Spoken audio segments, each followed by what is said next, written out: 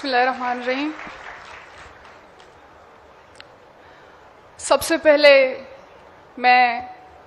آسما Jahangir foundation کا تہ دل سے شکریہ ادا کرنا چاہوں گی کہ ہماری زندگی کے بیشتر دن پریس کلبوں کے سامنے عدالتوں میں گزر گئے، لیکن ہمارا مسئلہ پنجاب کی سڑکوں پر، لاہور کے ہوٹلوں میں، اسلام آباد کی گلیوں میں کبھی آشکار نہ ہو سکے. اس لیے میں تہ دل سے شکریہ ادا کرنا چاہوں گی کہ آج اس عوام کی عدالت میں مجھے موقع دیا گیا کہ میں ان بلوچستان کے تمام غمزدہ ماؤں، بہنوں اور بیٹیوں کی نمائندگی کر سکوں جن کی آواز آج سے پہلے شاید نہ پہنچنے کے برابر پہنچی ہے. آج جس طریقے سے اعظم نذیر طارق صاحب نے سب سے پہلے کہا کہ جو جبری گمشدگیوں کے حوالے سے جو بل پاس ہوئی ہے، یہ ایک بہت ہی خوش آئند بات ہے، اور ہم لاپتہ افراد کے لواحقین اس اقدام کو، اس کوششوں کو بہت زیادہ اپریشیٹ کرتے ہیں. لیکن اس میں ان تمام سیاسی پارٹیوں کا، تمام وکلا، تمام human rights activist, social activist, تمام اسٹوڈنٹس جس نے بھی اس مسئلے کے خلاف آواز اٹھایا ہے، ان تمام کی ایفرٹس کے ساتھ ساتھ میں ان تمام لاپتہ افراد کے لواحقین، ان ماؤں اور بہنوں کو خراج عقیدت پیش کرتی ہوں کہ ان کی جدوجہد کے بدولت آج یہ بل واپس بازیاب ہو گیا.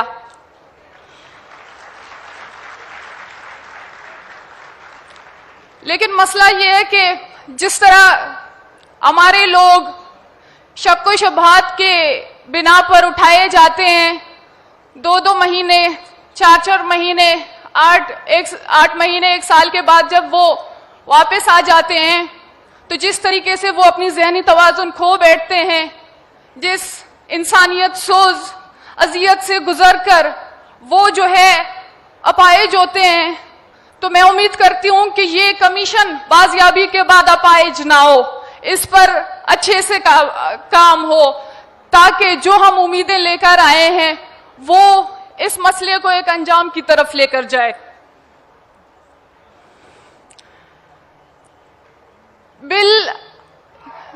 اس مسئلے پر جو ہے جبری گمشدگیوں کے حوالے سے یہ بل ہو یا پھر اس سے پہلے قوانین ہوں، ہم نے پہلے بھی دیکھا ہے کہ یہاں پر جبری گمشدگیوں کے معاملے میں مختلف کمیشن، مختلف کمیٹیاں، مختلف قوانین بنائے گئے ہیں، لیکن جو سب سے زیادہ اہم بات ہے وہ امپلیمنٹیشن کی ہے. یہ پہلی دفعہ نہیں ہے کہ اس طرح کی قانون، اس طرح کے جو ہے بل پاس ہوئے ہیں، بلکہ ہم نے یہ بھی دیکھا ہے کہ جو اس ملک کے آئین اور قانون میں جو آپ کے فنڈامنٹل رائٹس ہیں وہ بھی ہمارے لوگوں کے اوپر اپلائی نہیں ہوئے ہیں. ہم نے دیکھا کہ اس ملک کے آئین میں جو کہ کسی شخص کو آزادی اور زندگی سے محروم نہیں رکھا جا سکتا، ہمیں اس آرٹیکل سے بھی محروم رکھا گیا ہے. اس حوالے سے ہم نے اس ملک میں دیکھا ہے کہ اینٹی ٹارچر لاز آئے ہیں لیکن یہ امپلیمنٹ نہیں ہو سکے ہیں. ہم نے دیکھا ہے کہ پروڈکشن ٹو کورٹ کا یہ لا سامنے آیا ہے، یہ بھی امپلیمنٹ نہیں ہوا ہے. ہم نے یہ بھی دیکھا کہ فری اینڈ فیئر ٹرائل یہاں پہ لاگو ہوتی ہے، جو کہ ہمارے لوگوں پر نہیں ہوا. ہم نے دیکھا کہ قوانین اس طرح کے ہزاروں سامنے آئے لیکن وہ امپلیمنٹ نہ ہو سکے،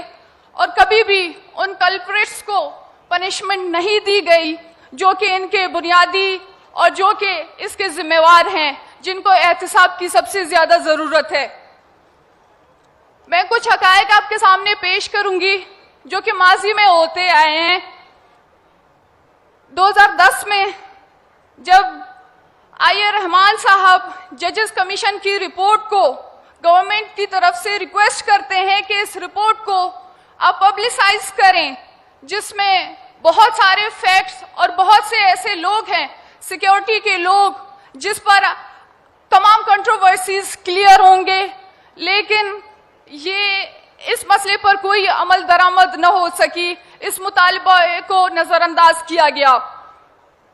2012 میں جب چیف جسٹس افتخار چودھری صاحب نے 19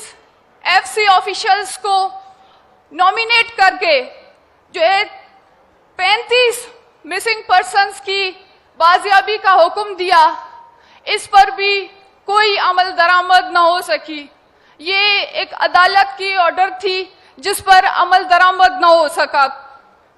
2012 میں D I G operations Balochistan Amid Shakeel نے کورٹ میں جو ایک ایف سی کی موجودگی میں جو ایک سی سی ٹی وی فوٹیج کا ذکر کیا تھا ہائی کورٹ بلوچستان میں، جس میں پھر جو ہے ان کو خود 3 سال بعد ایک سسپیشیسلی ان کو ایک اٹیک میں مارا گیا، لیکن جس رپورٹ کا جس فوٹیج کا انہوں نے ذکر کیا تھا وہ کبھی عدالت میں نہ آ سکا، وہ کبھی ججز کے سامنے پیش نہ ہو سکی۔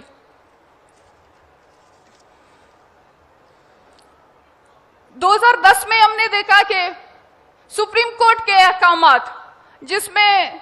چیف جسٹس افتخار چودھری صاحب نے ان مسنگ پرسنز، ان جبری طور پر گمشدہ افراد کے جو سرکاری ملازم رہے ہیں، جو جبری طور پر گمشدہ ہوئے ہیں، ان کی تنخواہ کو بحال کرنے کے لیے جو احکامات دیے تھے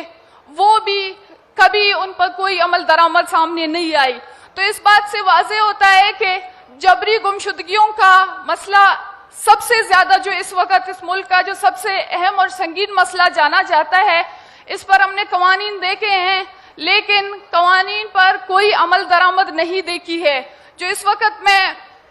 سب سے زیادہ اس پر ہوپفل ہوں، میں امید کرتی ہوں کہ ہمارے ساتھ جو ہمارے معزز مہمان بیٹھے ہیں جن کی کاوشوں سے یہ بل سامنے آئی ہے اور ان مسنگ پرسنز کے لواحقین کی کاوشوں سے، تو میں سمجھتی ہوں اس پر بہترین اقدامات سامنے آئیں گے۔ اس کا ایک اور جو 2015 میں چیف جسٹس کے احکامات تھے سپریم کورٹ میں کہ کوئی بھی لاش بغیر ڈی این اے کے شناخت کے نہیں دفنایا جائے گا، لیکن ہم نے اس میں بھی دیکھا کہ بلوچستان میں تو روزانہ کی بنیاد پر ہم مسخ شدہ لاشیں دیکھتے ہیں جو شناخت کے قابل نہیں ہوتے ہیں، لیکن سپریم کورٹ کے آرڈر کی بنیاد پر ہم نے لاہور کی وہ مسخ شدہ لاشیں دیکھی جس پر کوئی ڈی این اے ٹیسٹ نہ ہو پائی۔ ہم نے جو ہے ریسنٹلی جو ملتان کے نشتر ہاسپٹل میں جو واقعہ ہوا تھا اس میں بھی ہم نے دیکھا کہ اس میں بھی سپریم کورٹ کے آرڈرز فالو نہ ہو سکے۔ اس کے علاوہ بھی ہم نے دیکھا ہے کہ وہ احکامات جس میں فیملیز نے شکایت کی تھی کہ ہم سے جب ہمارے لوگوں کو مسنگ کیا جاتا ہے تو اس کے بدلے ہم سے پیسے مانگے جاتے ہیں ان اداروں کی طرف سے جو ہمارے لوگوں کو لے کر گئے ہیں، تو ان کی طرف سے بھی کوئی کارروائی سامنے نہیں آئی ہے۔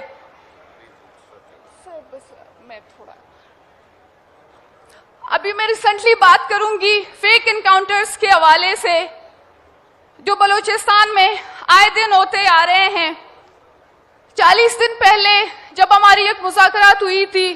وفاقی کابینہ کمیٹی کے ساتھ جس میں رانا ثناء اللہ صاحب اور اعظم نذیر تارڑ صاحب آئے تھے، اس میں ہمیں یقین دہانی کی گئی کہ جبری طور پر گمشدہ افراد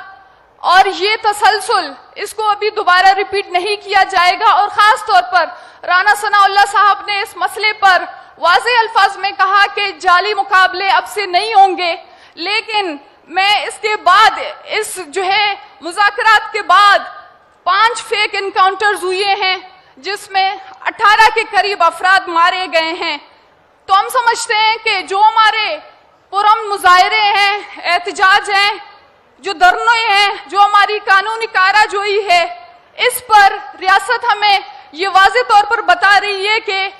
جو یہ پرامن احتجاجوں کی کوئی معنی نہیں ہے اس ریاست میں۔ ہم نے بطور ملک کے اس پرامن شہری تمام آئینی قانونی طریقے، حکومتی قائم کردہ کمیشن، عدالتوں اور کمیٹیز کے سامنے پیش ہوئے ہیں. حکومت کی یقین دہانیوں پر احتجاج بھی ختم کیے ہیں ہم نے, لیکن کوئی اثر سامنے نہیں آئی ہے. اگر حکومت کے پاس اختیار نہیں ہے تو میں سمجھتی ہوں کہ ان غمزدہ ماؤں کو, ان تکلیف دہ بہنوں کو, بچیوں کو, لوائقین کو وہ جھوٹی تسلیاں نہ دیں جس سے وہ مزید درد اور تکلیف میں مزید تکلیف کا باعث بن جاتی ہے ان کے لیے. صاف صاف کہہ دیں کہ وہ مقتدر قوتوں کے سامنے بے بس ہیں. کیوں وزیر اعظم عمران خان صاحب ہم سے ملاقات کرتے ہیں, ہمیں 3 مہینے کا وقت دیتے ہیں کہ آپ کے لوگ بازیاب ہوں گے. میرے سامنے بیٹھ کر وہ مجھ سے کہتے ہیں کہ آپ کے والد ڈاکٹر دین محمد بلوچ 3 مہینے کے اندر اندر ان کے حوالے سے آپ کو معلومات دی جائے گی, لیکن اس بات کو 2 سال گزر چکے ہیں لیکن معلومات ہمیں نہیں ملی. کیوں مریم نواز صاحبہ جب اپوزیشن میں ہوتی ہیں تو سڑکوں پر بیٹھی ماؤں اور بہنوں کو دیکھتی ہیں, ان کے پاس آتی ہیں, ان کو تسلیاں دیتی ہیں کہ یہ ریاست اور اس جبری گمشدگیوں کے مسئلے کو حل کرنا ہے, اور جب ہم دیکھتے ہیں کہ وہ طاقت کی اس پہ آتے ہیں اور اس کے بعد پھر وہ اس مسئلے کو بھول جاتے ہیں, اس پر کوئی ایک لفظ بھی نہیں کہہ سکتے. سر میں بس تھوڑا لاسٹ کر رہی ہوں سر تھوڑا لاسٹ کر رہی ہوں. ہماری جو مائیں جس تکلیف سے گزر رہی ہیں اس کا اندازہ صرف ان فیملیز کو ہو سکتا ہے جو شاید اس تکلیف سے گزر رہی ہیں. ہمارا پورا جو ایک ہماری نسلوں میں ہماری ماؤں اور بہنیں بیشتر ان گھروں سے جس میں لاپتہ افراد ہیں, ان میں سے میجورٹی لوگ نفسیاتی مریض بن رہے ہیں, وہ جو ہے نفسیاتی دوائیاں کھانے پر مجبور ہو چکے ہیں. ہم دیکھتے ہیں کہ جو ہے ایک طرف سے